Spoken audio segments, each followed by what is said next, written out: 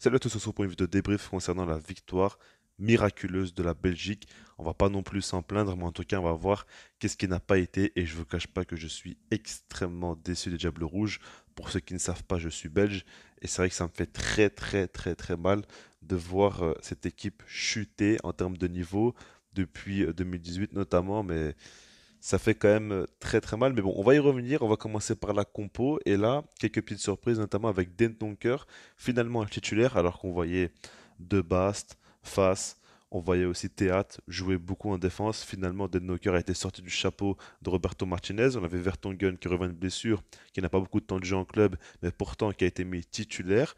Et puis on a vu Eden Hazard, comme prévu, en attaque, qui lui n'a aucun temps de jeu au Real Madrid. Donc on a vu encore une fois que Roberto Martinez ne prend aucun risque et qui met constamment les cadres, les joueurs qui ont participé à la Coupe du Monde en 2018, les joueurs qui ont beaucoup d'expérience cette Belgique, et ils répètent encore et encore les mêmes erreurs. Mais je pense que dans ce match-là, les erreurs déjà sont par rapport au choix des hommes, mais aussi par rapport à la tactique. En fait, quand on regarde le bloc de la Belgique, il était très bas, en tout cas la ligne défensive était très bas, les trois défenseurs plus précisément, et j'ai l'impression que l'idée de Roberto Martinez était vraiment d'empêcher le Canada de prendre la profondeur. On sait très bien que sur les côtés, ils ont des joueurs extrêmement rapides, et du coup, l'idée était certainement d'empêcher ces joueurs-là de prendre de la vitesse, surtout qu'on sait très bien que les défenseurs belges, eux, sont très très lents.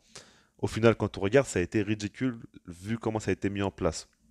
On avait une ligne de 3 défensive qui a été très très bas, mais on avait des pistons plutôt vers le milieu de terrain et une attaque quand même très haute. Donc tu avais vraiment une équipe coupée en deux, c'est le cas de le dire, parce que des fois il y avait carrément des phases où tu avais facilement 30-40 mètres entre la défense et le milieu de terrain, ce qui n'est absolument pas normal. Et du coup, bah, tu avais les trois attaquants canadiens qui pressaient et qui empêchaient les Belges de sortir des ballons.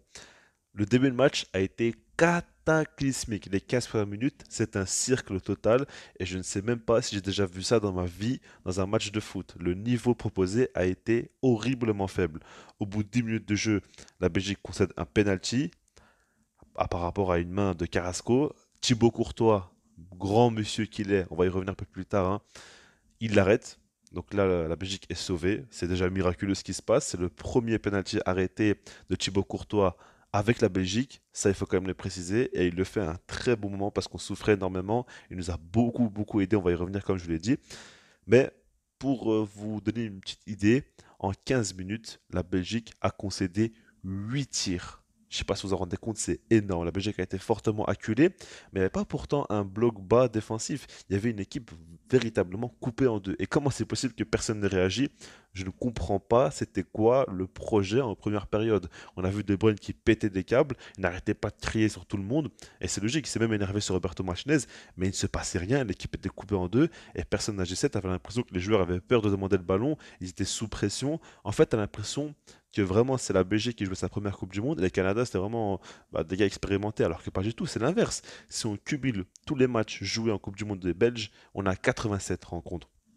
Si on fait la même chose pour les Canadiens, on a zéro. C'est leur première Coupe du Monde jouée. Et pourtant, on a l'impression que c'est eux qui se chient dessus. Et tu as l'impression que le Canada, enfin les Canadiens plutôt, eux étaient plutôt tranquilles. Alors, heureusement qu'ils sont quand même pas non plus très expérimentés et ça a découlé du fait qu'ils ont raté quand même pas mal d'occasions. Honnêtement, ils auraient dû marquer un ou deux buts assez largement après la période déjà.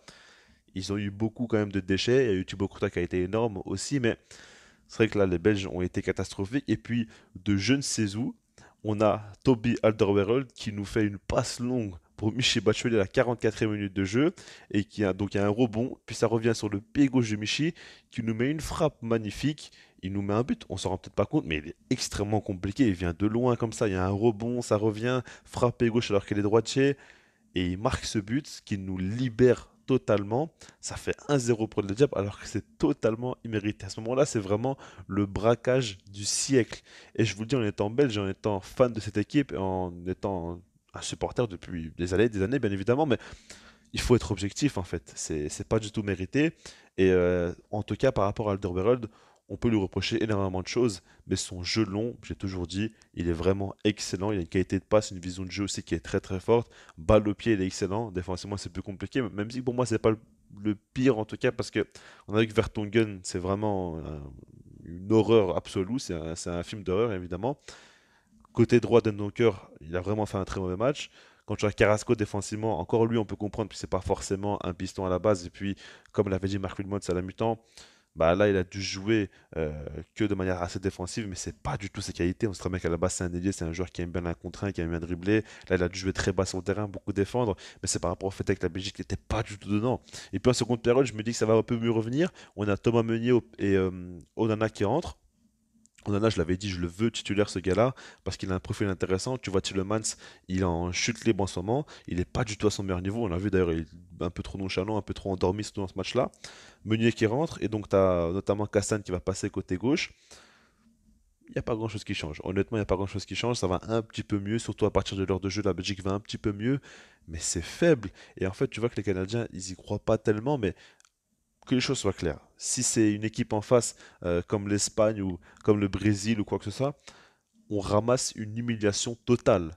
Le match proposé a été catastrophique, ça il faut s'en rendre compte. Maintenant, on va parler un petit peu des joueurs. On va commencer par Thibaut Courtois qui sauve clairement le match. Honnêtement, il a été monstrueux et ce gars-là est vraiment beaucoup trop fort. Grand, grand respect à lui. Il arrête le penalty, il montre beaucoup de leadership, il fait ses arrêts. Et puis des fois, il a eu quand même des ballons très compliqués à gérer, limite des dégagements qui étaient sur le gardien. Enfin, je comprenais pas pourquoi ils prenaient autant de risques les joueurs à remettre à chaque fois des ballons rentrés sur Thibaut Courtois, mais il s'en sortait à nouveau de son jeu au pied alors qu'on sait très bien que c'est pas du tout sa grande qualité. Il a fait un très bon match, il a été irréprochable, et il a été exemplaire tout simplement.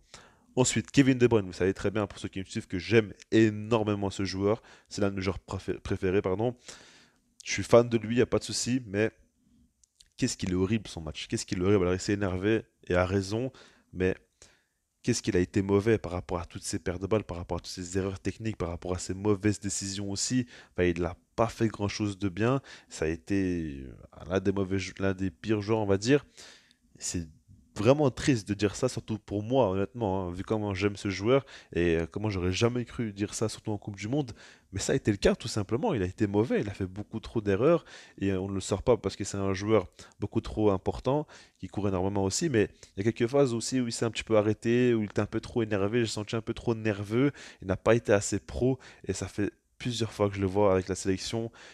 Il est saoulé en fait. Il est saoulé de ce qui se passe autour de lui. Il en a marre, on le voit. Et c'est un petit peu dommage parce que c'est un gars qui a beaucoup, beaucoup à nous donner. Qui peut faire de très, très, très grandes choses. Mais là, qu'est-ce qu'il a été mauvais, honnêtement. C'est assez triste. Eden Hazard, lui, a fait un plutôt bon match. Après, on va pas non plus s'enflammer sur ça. Mais lui, en tout cas, il a fait partie des meilleurs, très clairement. On a vu que il a décroché, il a su on va dire, demander pas mal de ballons. Il a su se retourner, dribbler, provoquer. Il a été plutôt juste. Et quand tu vois que c'est un match où il y a eu énormément d'erreurs techniques, beaucoup de déchets, lui, il a été présent. Bien évidemment, il y a aussi Michi qui met son but, qui nous fait beaucoup de bien. Mais voilà, la Belgique termine ce match-là avec 21 tirs concédés. C'est n'importe quoi. Honnêtement, c'est n'importe quoi. Comme je vous l'ai dit, on sent un petit peu que le Canada, c'est une équipe très jeune, pas très expérimentée. Et du coup, ils n'ont pas su vraiment tuer le match. Mais qu'est-ce qui méritait la victoire, honnêtement? Il méritait largement la victoire avec au moins 2 buts d'écart. La Belgique s'en sort vraiment très bien et je ne vous cache pas que j'ai peur parce que j'ai vu le match Maroc-Croatie, hein.